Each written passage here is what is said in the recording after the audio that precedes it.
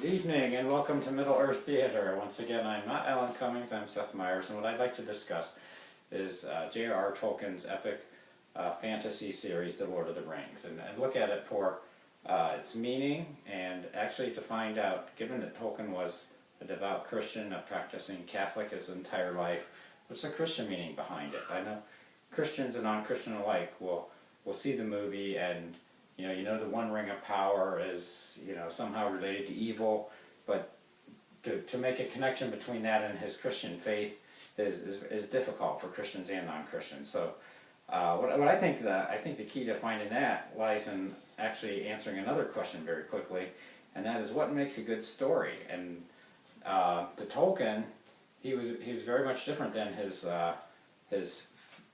fellow Oxford professor C.S. Lewis, who also wrote Christian fantasies, but Lewis's were very direct. It was, an allegory, strict symbolism. In Narnia, Aslan is Christ.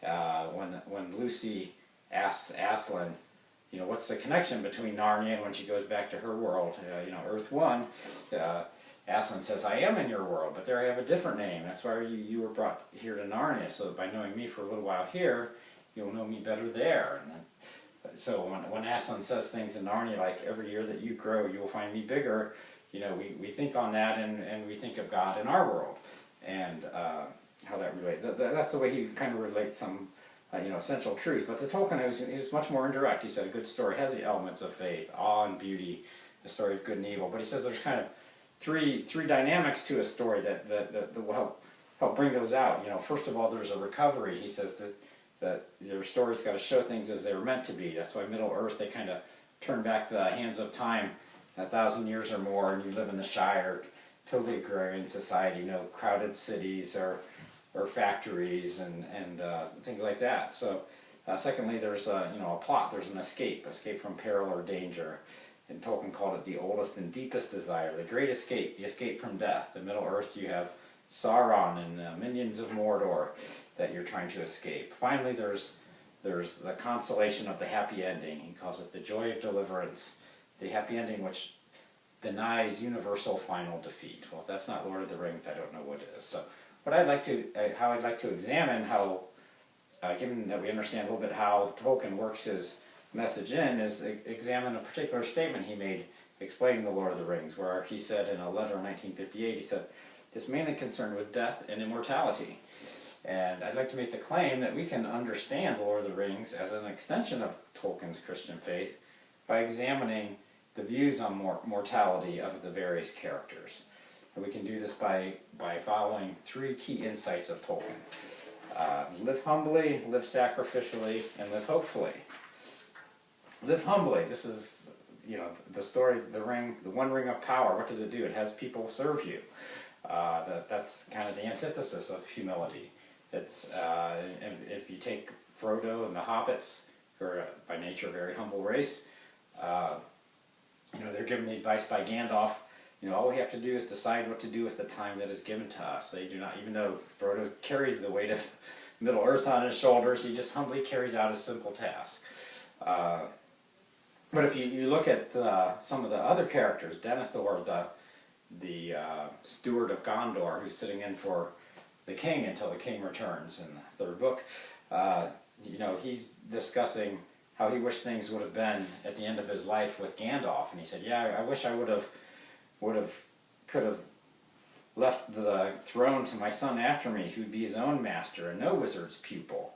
That's very unhumble. It's very much like Lewis when he converted. He said, "You have to remember, before I became a Christian, I had wanted to call my soul my own. He did not want to yield to a wisdom or power greater than himself." Boromir, his son, similarly described as proud and fearless, rash, anxious for victory and for his own glory. And you contrast that with Faramir, and Frodo describes Faramir as a man less self-regarding than his brother. And he's also described as an anachronism in that time in Middle Earth when men were slow to believe that a captain can be wise and learned in the scrolls of lore and song and still be an effective warrior. Faramir also yielded to a wisdom outside of himself. So live humbly, live sacrificially. Our second point, Gandalf is probably the prime example here. You know, when he says, "None shall pass," and then the Balrog drags him down to basically the Middle-earth version of hell, where he dies. And is resurrected later as Gandalf the White. It's very much like Christ saying, "Greater love has no man than this, that he lays down his life for his friends." As he lies in hell, Tolkien was a classic author or scholar. He knew his Dante, and Dante, the bottom levels of hell were cold and dark. And as Gandalf lies there, he's plunged into deep water. All was dark. Christ is the light of the world. He's not down there. It's dark, cold as it was, as the tide of death. It was in Dante's hell. The bottom level was like an ice rink. It's so cold down there. Also, Frodo is considered a sacrificial figure. People consider him like a priest, just as Christ was a priest. He performed the sacrifice. He threw the ring into the fire. But like Christ, he also bore in his body the burden of it. Live sacrificially. Finally, live hopefully. We can see a glimpse of this in Theoden in his funeral. And when you see the movie, he just, is happy that he's going to go on to hang out with the kings of his race and live in glory and honor. But when the minstrel sings his funeral song, the lines are pretty telling of Tolkien's Christian faith. It says, "Hope he rekindled, and in hope it ended. Out over death, over dread, over doom lifted. Out of loss, out of life, unto long glory." But it's with Aragorn where we see this most explicitly. As Aragorn's getting near the end of his life, he just explains to Arwen. He says, "In sorrow we must go, but not in despair. Behold, we are not bound forever to the circles of the world, and beyond them lies more than mere memory." Aragorn's name he was given by Elrond when he was adopted at age 2 after his dad Isildur died. Was the name he was given was Estel, which is hope in Elvish. Like Christ, Tolkien had him wander the Middle Earth as Strider for 30 years before he began his reign as the king of Gondor.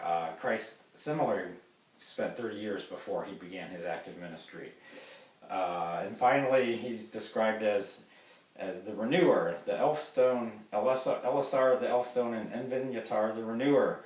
The Elfstone, very much like how Christ is described as the cornerstone of the Christian faith. And Gandalf actually describes Aragorn as he says, "The hands of the king are the hands of healing." And that's just a direct reflection to Christ, who healed many while he was here. And Aragorn administered medicines and healed many in Middle Earth at the end of the story. So, in conclusion, I just say Tolkien's claim that the Lord of the Rings is essentially about death and immortality. It is borne out by the lives and the deaths of its characters. And we can see Tolkien's Christian faith very much informing the subtle caches of meaning or treasure troves by how they live humbly, just as Faramir and Frodo yield to a wisdom greater than their own. 2, they live sacrificially. Gandalf and Frodo's actions give life to their friends and to all of Middle-earth. Finally, they live hopefully, just as Theoden and Aragorn look beyond the defeat of the shadow of dread and doom and death, and they anticipate and embrace their immortality. Tolkien captures this hope poetically when Frodo sails off through the rain and dark of night to the west. We'll just conclude with this nice imagery that he leaves us. He says, "And it seemed that to Frodo that, as in his dream earlier in the house of Bombadil, the grey rain curtain turned all to silver glass and rolled back, and he beheld white shores, and beyond them a far green country under a swift sunrise." If Braveheart's key word would be freedom, I think Lord of the Rings would be hope. Thank you.